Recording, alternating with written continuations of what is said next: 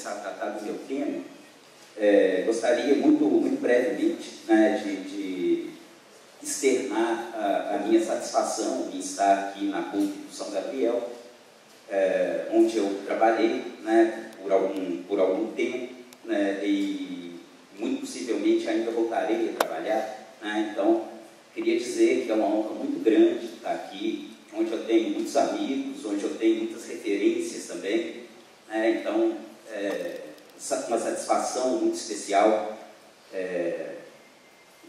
enfim, né, acho que vale a pena citar aí muito rapidamente, né, a professora Maria Emília, todos os integrantes do colegiado e de colegiados anteriores que vêm construindo um curso de Direito que eu reputo da maior consistência. Enfim, para mim é uma grande honra estar aqui, prazer imenso, né. Fico super feliz também, vejo aqui grandes amigos, o professor Wellington, o professor Cristiano, enfim, uma satisfação muito especial. Pois bem, e é claro, também tenho que louvar, né, a disposição, a atitude aí do professor Lucas, das acadêmicas que estão diretamente envolvidos aí na organização do evento, diretório acadêmico. Pois bem, eu me propus a tratar de uma forma extremamente provocativa, né,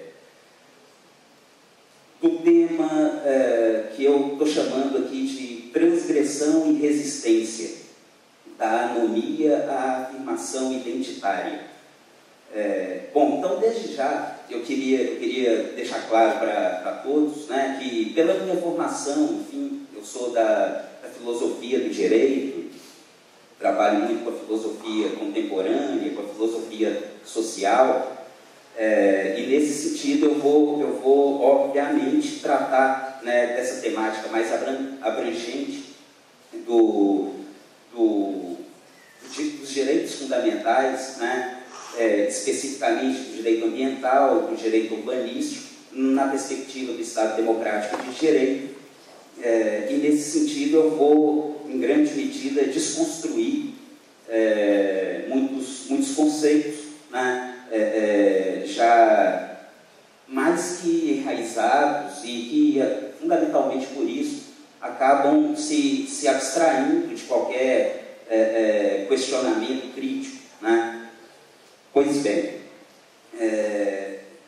me permitam então, bom, só para que vocês possam entender desde já, eu quero daqui a pouco chegar e questionar muito diretamente políticas públicas que têm sido realizadas na sociedade brasileira contemporânea, né, e que eu diria são frutos, né, são reflexos ainda muito diretos de um contexto ditatorial, né, que apesar, né, dos 50 anos que está completando aí, né, o golpe, enfim, e já de algumas décadas de superação desse regime, parece que, pelos elementos que a gente pode considerar, parece que muito dessa mentalidade ou dessa estrutura ditatorial,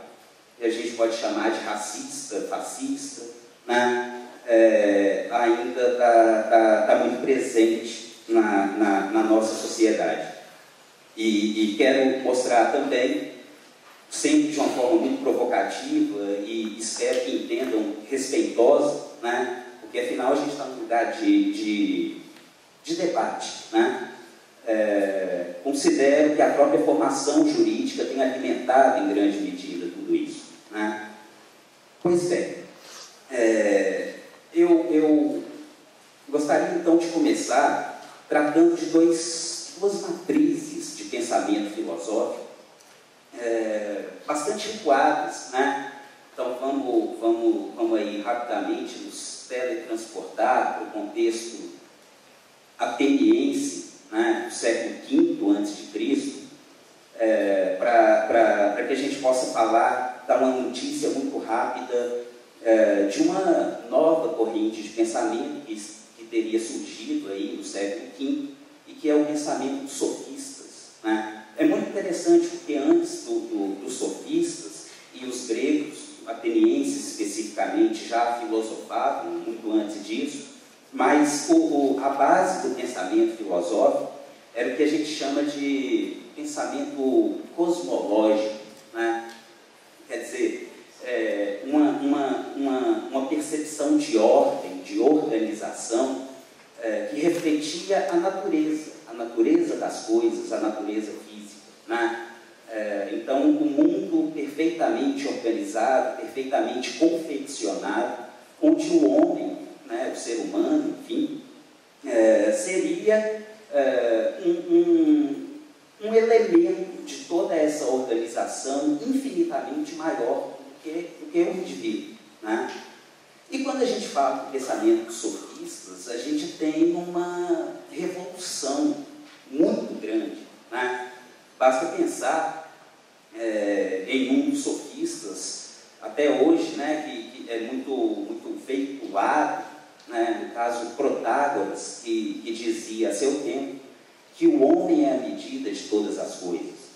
Então vejam, no primeiro momento o homem era uma completa nulidade, né? Era o homem determinado pelo destino, por uma organização infinitamente maior que ele. E na perspectiva dos sofistas, o homem como medida de todas as coisas.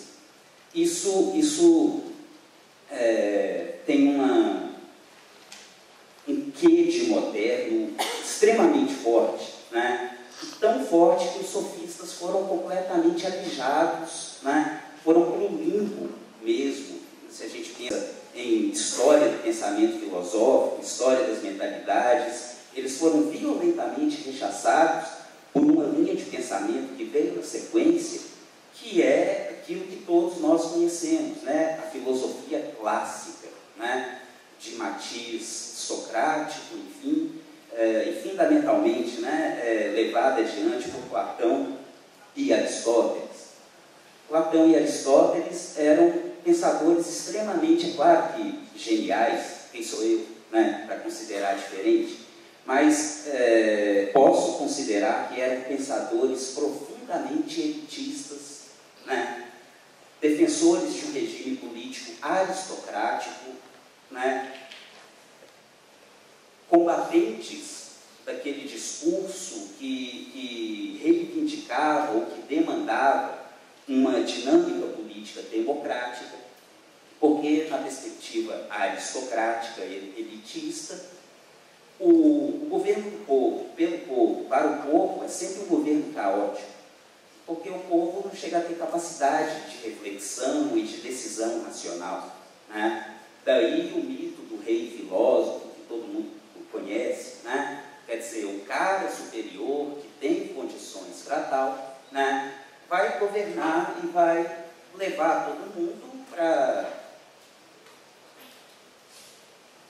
percorrer o caminho da verdade, né? Messiânico demais, né? A gente pode considerar também autoritário demais. Mas, enfim, o que a gente pode dizer com muita clareza é que foi essa linha de pensamento filosófico que colou, né? Vocês que têm notícias, ainda que fragmentadas, da filosofia, vocês começam a ter como referência filosófica esse pensamento, né?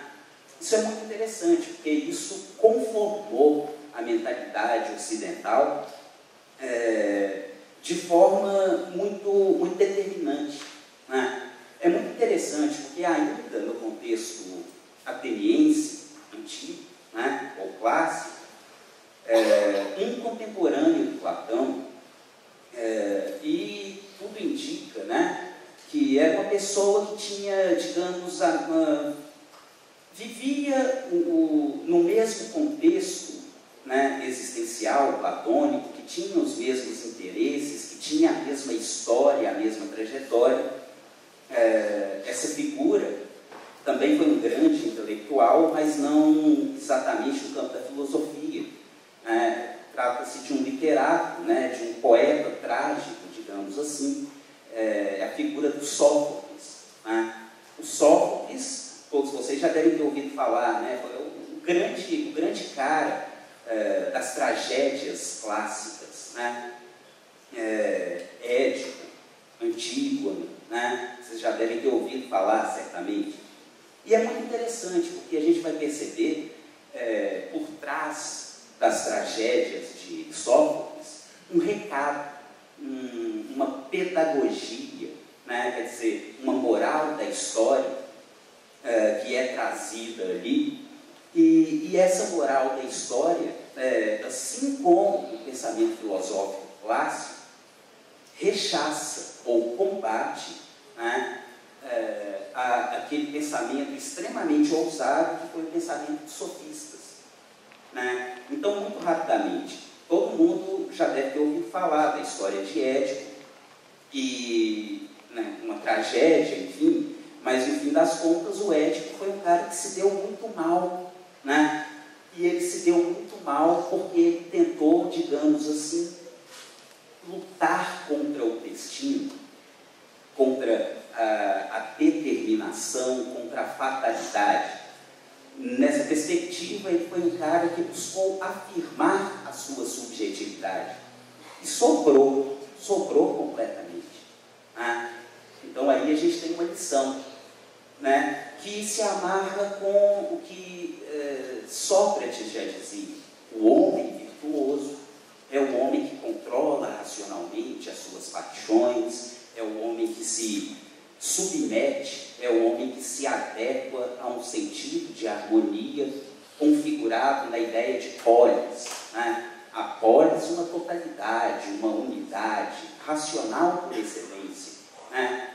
E o sujeito corrompido é o cara que está sempre ameaçando a harmonia da polis. O sujeito virtuoso é o cara que alimenta, que contribui para toda essa harmonia. Muito interessante. A gente vai perceber que essa mentalidade, historicamente, vai sendo reeditada, né? No medievo, na modernidade, e é uma reedição que continua alimentando aquilo que nas sociedades modernas a gente vai né, tecnicamente, vamos falar do conceito de Estado. Né? Um conceito que é caríssimo para o direito, para a política, enfim, né? Mas o Estado soberano, né? Desde o Leviatã, Hobbesiano, né? Aquela enormidade racional, e que exatamente por isso deve sim, né, ser imenso. Né? Não poderia haver a menor condição de o Estado se equiparar ou se aproximar das pessoas que compõem a sociedade. Então isso é muito interessante. Por que eu estou dizendo isso? Porque na formação do direito, na formação jurídica, né, ainda como fazemos contemporaneamente, a gente percebe uma obsessão, um fetiche muito grande em relação ao Estado. Né? Vocês são testemunhas vivas disso. Né? A maioria de vocês, né, talvez a grande maioria de vocês, já tem um projeto, né, de se incorporar ao Estado, sendo aprovado nos concursos públicos. Né? É muito interessante, é fascinante que ainda nos dias de hoje a formação jurídica não desperte a sensibilidade do acadêmico para a sociedade. O fetiche em relação ao Estado é cada vez mais impactante. Né? E o distanciamento de vocês, formandos em direito, em relação ao próprio Estado. Né? Até porque a elite, a histórica elite que se apropriou do Estado, né, trabalha para isso. Né? Os concursos que vocês vão fazer exigem de vocês um conhecimento rigorosamente técnico, legal, né? Vocês não precisam conhecer a sociedade, vocês precisam conhecer o direito, né? E é muito interessante, porque vocês vão se tornar magistrados, por exemplo, né? E vão ter um domínio, né? Um completo domínio da legislação do direito positivo, mas não correm o risco de não conhecer a sociedade que estão inseridos. Então, como vamos aplicar esse direito? Eu queria explorar isso mais especificamente em torno do conceito de interesse público. Como eu disse, vai ser um tanto provocativo, mas faço de uma forma muito tranquila. O professor Ari, que é um cientista e professor de direito administrativo, enfim, eu me sinto completamente à vontade de fazer isso aqui nesse momento, enfim.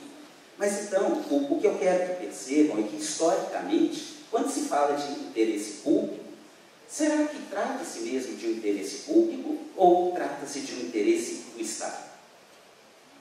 Quando se fala de coletividade, o que está por trás disso? A nossa sociedade ainda, como eu já disse, a nossa sociedade foi muito impactada pelo histórico ditatorial e não rigorosamente, ou exclusivamente, da ditadura militar, porque essa é a nossa história de colonização, de capitanias hereditárias, de um certo grupo muito restrito de pessoas que se tornaram as donas desse lugar. Logo, os frequentadores permanentes de cadeira cativa que se apropriaram do Estado que emergiu a partir de um certo momento, enfim. E nesse sentido, a provocação maior passa então por isso. Será que, se continuarmos de uma forma tão pouco crítica, conhecendo tecnicamente o direito, a gente não vai simplesmente continuar alimentando isso mais e mais? É muito interessante, agora já pensando aí na filosofia social do XIX, pensamento contemporâneo, basicamente, talvez seja meio demais dizer contemporâneo, mas enfim, o funcionalismo sociológico, é algo que me parece fascinante. Vocês já devem ter ouvido falar do Durkheim, especificamente, um pensador muito importante do século XIX, e que vai partir exatamente desse tipo de base analítica. O que importa para a ciência, e especificamente para a ciência social, é fazer uma análise das instituições, porque são as instituições que determinam o comportamento dos indivíduos, e a ciência não tem como tratar da subjetividade. Nesse momento a gente ainda não poderia falar. Freud estava despontando, e foi um completo marginal, um cara louco, completamente louco, que vinha lá com o papo de interpretar sonhos e tudo mais. Isso não é ciência, não tem lugar para isso. Marx, outra mutação completa, um pensador sem lugar, então, dentro da tradição do pensamento científico, a reflexão sociológica, ou, enfim, científica no sentido amplo, vai se dar em torno das instituições, e as instituições determinam os indivíduos. Vejam que isso é perigoso demais. Durkheim está inserido em um caldo de cultura, que é um caldo de cultura da Revolução Industrial, onde o que importa é a eficiência, é a produção. E o que ele faz na ciência social é uma metodologia de controle da sociedade. Aqueles que não cabem na medida padrão, seriam os anômicos, e que, enquanto anômicos, comprometem a harmonia, a coesão do funcionamento da sociedade. Daí a necessidade de um direito penal, né, num primeiro momento espetacular, exatamente para mostrar o imenso poder do Estado e a completa nulidade ou impotência do indivíduo, né? Já num outro contexto, vejo que o próprio Durkheim mostrou isso, né? Já num outro contexto, contexto contemporâneo, o direito penal já é muito mais sutil, né? Não é espetacular, né? A gente não vê execuções que acontecem em praça pública, como se fossem grandes matinês de domingo, onde as famílias estão ali assistindo aquilo.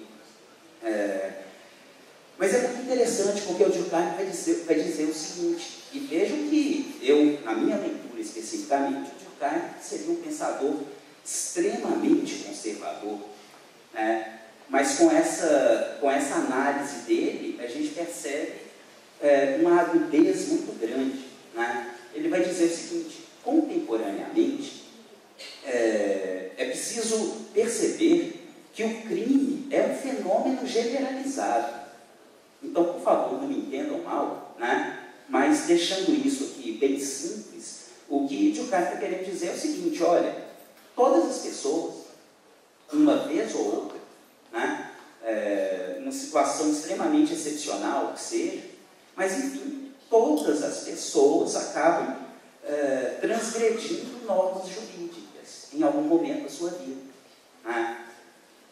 O crime, né, e aí especificamente em torno das normas jurídico-penais, o crime um fenômeno generalizado, né?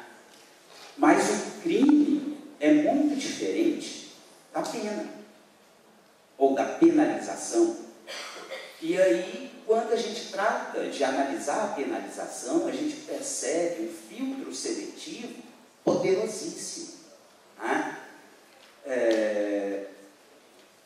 Eu acho que vamos pensar no seguinte exemplo: um jovem, né, de classe média, seja lá o que for isso, que eu também não consigo entender bem, mas, né, vamos pensar assim: um jovem classe média que está ali com seus 16, 17 anos, né, claro, bombardeado pela mídia, pela indústria cultural, né, esse cara quer se sentir melhor, ele tem uma necessidade de afirmação social, né? E ele vai chegar à conclusão de que, para que ele possa se afirmar, para que ele possa se expressar melhor, ele vai precisar de sair passeando no carro do pai, enfim, né? E de repente ele vai fazer isso, né? E a chance de todos os amigos dele e de os familiares dele, né, acharem essa atitude uma atitude interessante é muito grande, né? Pode ser que naquele dia que ele saiu com o carro dos pais, as meninas acharam ele especialmente mais bonitinho, né? É claro que eu estou querendo ser provocativo, tá, pessoal? Entendam o que eu quero dizer com isso. Há uma transgressão de uma norma jurídico-penal nessa atitude, né? E que pode acarretar, atitude essa que pode acarretar uma maior aceitação social daquela figura, daquele transgressor, né? Agora vamos pensar em determinadas outras práticas, né? Normalmente não reproduzidas pelo cidadão de classe média, né? Bater uma carteira, né? Bom, todo mundo faz a leitura dessa situação como uma situação realmente muito escandalosa, criminosa por excelência, né? Bom, falta um pouco tempo. Eu quero que entendam aí, né? Eu acho que já ficou perceptível para vocês que nós, sociedade, né, no sentido bem amplo, reproduzimos, né, uma construção social da criminalidade que é marcada por preconceitos muito grandes, né?